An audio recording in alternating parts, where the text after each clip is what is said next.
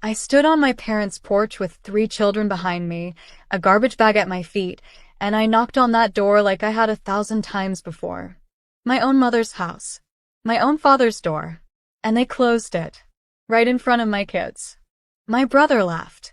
My sister gave me a lecture. And I stood there and I made myself one promise. Just 3 words. Watch what happens. This is what happened. My name is Coralie. And 18 months ago, I had what most people would have called a decent life. Not a perfect life. Not the kind you'd post about and get 1,000 comments telling you your goals. But decent. Stable. I had a house with a dishwasher that actually worked, a minivan with a cracked left taillight I kept meaning to fix, and 3 kids who were growing so fast it felt like if I blinked at the wrong moment I'd miss an entire year. Saren was 9, serious, cautious, already the kind of kid who reads the instructions before opening a box. Kala was 6, to think I could fix anything. I also had Caspian. We'd been married for 10 years. A decade. Long enough that I'd stopped remembering what I was like before him, which is something nobody warns you about, how slowly you can lose yourself inside a marriage without ever noticing it's happening. He wasn't a monster. That would have been easier. Monsters are obvious. Caspian was charming, inconsistent, and fundamentally allergic to accountability. He was the kind of man who never raised his voice but somehow always made you feel like whatever went wrong was quietly, definitively your fault. The cracks had been there for years. I'd just become an expert at patching them. I worked part-time as a medical records coordinator. Not glamorous, but steady. I handled the house, the kids' school schedules, the grocery lists, the pediatric appointments, the permission slips, the birthday parties, the nightmares at 2 a.m. Caspian handled his career, which he treated like a religion. He had found someone else. I found out the way a lot of women find out, not through some dramatic confrontation, but through an accidental text on a phone he left unlocked on the kitchen counter. 3 sentences. That was all it took. 3 sentences and 10 years evaporated in about 45 seconds. I won't describe what the next few weeks looked like. Some pain is too specific to share with strangers. What I'll tell you is that we tried, briefly, unsuccessfully, to hold it together. Caspian said the right things at first, the way he always said the right things. But something in me had shifted, and the words didn't land anymore. They just passed through me like wind through a screen door. By spring, I had filed for divorce. What I did not anticipate, what I genuinely, naively did not see coming, was what would happen when I told my family. I come from a close family. Or at least, I believed I did. My parents, Livette and Bowen, had been married for 36 years. They were the kind of parents who showed up to graduations and recitals, who called on birthdays without being reminded. My brother Landis was 32, unmarried, still living in the house he grew up in, half of which he used as a gaming setup. My sister Bryony was 28, newly married, convinced that her 18-month relationship had given her a PhD in what made marriages work or fail. I called my mother first, told her what had happened, what Caspian had done, that I was filing for divorce, that I didn't know yet what the custody arrangement would look like, but that I needed some time, some breathing room, just a few weeks to stabilize. Maybe I could bring the kids and stay in the guest room while things got sorted. There was a pause on the line, the kind of pause that has a whole paragraph in it. Coralie, my mother said, "You know we don't have the space. I want you to understand something. My parents' house has 4 bedrooms. Landis occupied 1. The other 2 were empty. There was space. There was more than enough space. Mom," I said carefully, "I have 3 kids. I just need a few weeks." "You need to think about this more carefully," she said. "Divorce is a serious step, Coralie. Caspian is a provider. These things happen in marriages. You work through them." He had cheated. I had found the proof. I had not misread the situation. And yet somehow I was being asked to reconsider. I drove over the next morning. Pulled into the driveway I'd pulled into 1,000 times. Walked up the porch steps I'd run up as a child. Knocked on the door of my own parents' house. My father answered. Bowen is not a cold man. Or at least, he never used to be. But he stood in the doorway and his face did something complicated when he saw me and the kids behind me. Like he'd been briefed. Like he already knew what he was going to say and had rehearsed it. "Your mother and I talked," he said. "We don't think it's a good idea you staying here.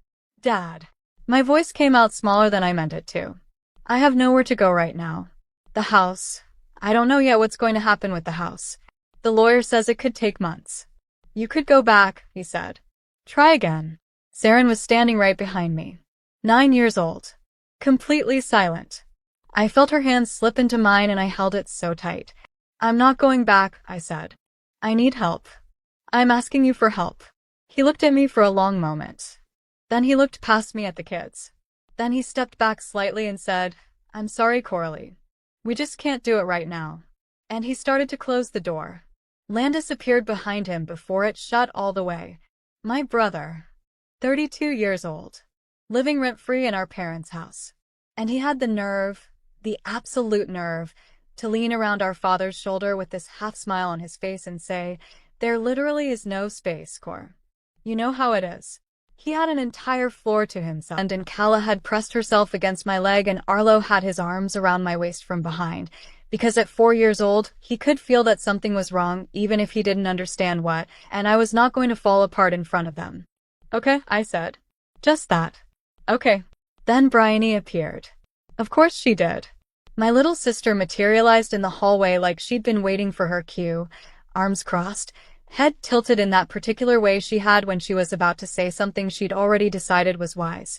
Honestly, Coralie, she said, I think this whole thing is a little impulsive. Caspian isn't a bad person.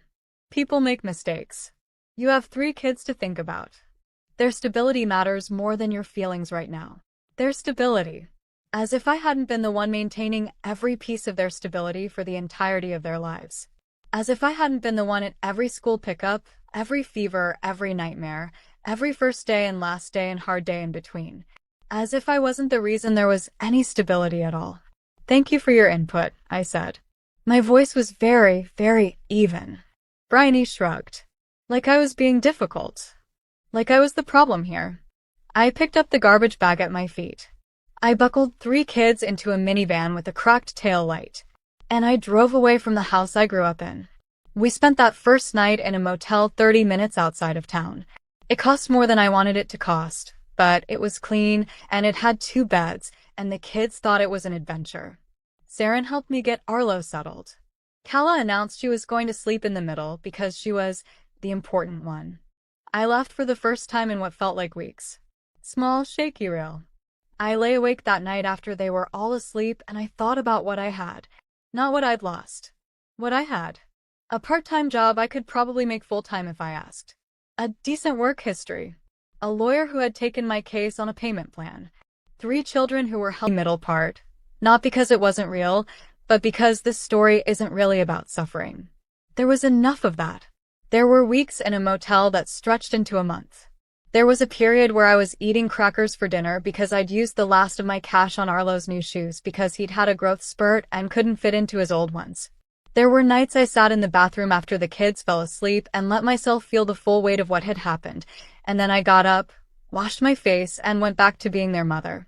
What I want to tell you about is what I built instead. My supervisor at the medical records office, a woman named Betrayal, sharp and no-nonsense and unexpectedly kind, noticed that I'd been coming in early and staying late. She asked me one afternoon straight up if I was in a hard situation. I told her yes. She didn't offer pity. She offered hours. Full-time with benefits. I took it before she finished the sentence. I found a 2-bedroom apartment in a neighborhood that wasn't fancy but was safe, close to Saren and Calla's school, with a bus stop 2 blocks from Arlo's daycare. It was small. The kitchen had exactly 1 drawer that opened properly. The bathroom tiles were a shade of beige that had probably been fashionable in 1987. But it was ours. I hung curtains the first weekend we moved in. Calla picked them out, bright yellow, aggressively cheerful, and I put them up and stood back and thought, yes, okay, this is going to be all right. The divorce took 8 months. Caspian had a better lawyer initially, and he used it. Pushed for a custody arrangement that was, I'll be generous, optimistic about how present he intended to be. But here's the thing about fathers who haven't actually been doing the work. They don't have the receipts. I had 10 years of being the primary parent, documented by school records, medical records, daycare check-in logs. My attorney was thorough. The custody evaluation was not kind to Caspian's claimed involvement. I tried very creatively to reduce. They did not succeed. My family found out about the settlement through the grapevine. Our town is not large, and news travels faster than it should. My mother called me. It was the first time she'd called since the night I told her about the divorce. "We're so relieved it worked out," she said, as if she'd been watching from a comfortable distance the entire time, as if she'd been in my corner all along. "Are you?" I said. "Coralie, you have to understand." "Mom," I said, "I do understand." I understood that night on the porch. Very clearly. A pause. "We were worried you were being hasty." I had 3 children and a garbage bag. I wasn't being hasty. I was asking for help. She shifted into the particular mode she had when she felt cornered. The sighing, the quiet suggestion that I was being oversensitive, that families go through hard periods, that we needed to move forward. I let her talk. I didn't argue. When she finished, I said that I needed some time and that I would be in touch. I haven't rushed that timeline. Bryony reached out about 4 months after the settlement, when I'd gotten the kids settled in the apartment and started to find something that resembled a rhythm. She sent a long message, paragraphs actually, about how she'd been reflecting and she hoped we could reconnect, and how she'd said some things that came out wrong and she hoped I understood where she'd been coming from. I read it twice. I thought about the porch. "I thought about your feelings right now," said with that particular tilt of her head. I wrote back something short and not unkind. I told her I appreciated the message. I told her I needed more time. I told her that when I was ready, I'd reach out. She has not stopped trying since then. Messages every few weeks, increasingly elaborate, increasingly aware that she miscalculated something. I read them. I take my time. Landis hasn't reached out at all, which is its own answer from everything else. 6 months after the settlement, Terrell recommended me for a department lead position. It came with a salary increase that made me sit down for a moment when I saw the number. Not because it was extraordinary.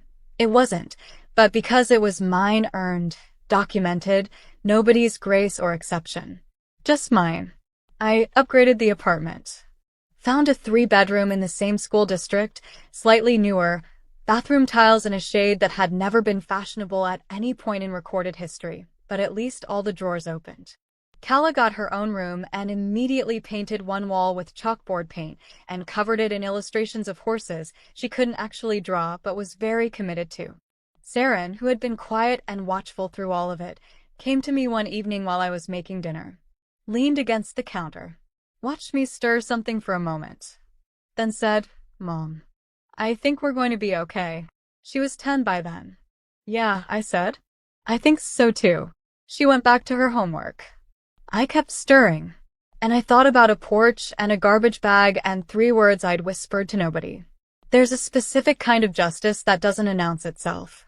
It doesn't come with a dramatic confrontation or a moment where you get to see the exact expression on someone's face when they realize they were wrong. It's quieter than that. It builds in increments. It's a lease signed in your own name. It's a savings account that keeps growing. It's 3 kids who go to sleep in their own beds in a home that you created from nothing, and who wake up the next morning and ask for pancakes, and who have absolutely no idea how much it cost you to get here, which is exactly how you want it. Caspian moved in with the person he'd been seeing. That lasted about a year, from what I've heard. He's currently renting a 1-bedroom on the east side of town. He takes the kids every other weekend, and to his credit, he does show up. I don't speak to him unless it's about the kids. We communicate because I've learned something in the past 18 months that nobody told me before. Waiting for an apology is a form of staying. And I am not interested in staying anywhere I had to beg to be let in. Last month, Saren's school had a family showcase, one of those events where the kids present projects and parents walk around and look at display boards and drink bad coffee from a folding table. I went. Obviously I went. I always go. Saren's project was about resilience. She'd researched it for weeks. The science of it, the psychology, what makes some people recover and others stay buried. She'd made a display board. Hand-lettered title at the top. She'd done the whole thing herself. At the bottom, in smaller handwriting, she had written, "Resilient people don't wait to be rescued. They figure out the next step."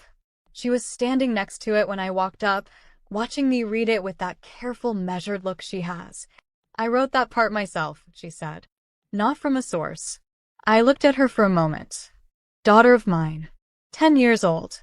Already understanding things it took me 34 years to learn. It's good, I said. She nodded, satisfied. I know. I don't tell this story because I want you to feel sorry for me. I don't want your sympathy. I've got a working dishwasher and a department lead position and 3 kids who are wildly, loudly, specifically themselves, and I'm doing just fine. I tell it because I know there are women listening to this right now who are standing at some version of that door, who are holding the weight of kids and bags and shattered trust and asking for help from people who are supposed to love them. And the door is closing. And it feels like the end of something. It's not. It is, I promise you, the beginning. The people who closed that door on me are still living the same lives they were living 18 months ago. Same house. Same routines. Same everything. While I built something entirely new from a motel room and a garbage bag and 3 words whispered on a porch at night. There is no sweeter outcome than that. None. If someone ever told you there was no space for you, what did you do with that? Tell me in the comments. Because I believe this community understands something that took me far too long to learn. The people who say there's no room for you are usually just afraid of what you'll become once you find your own.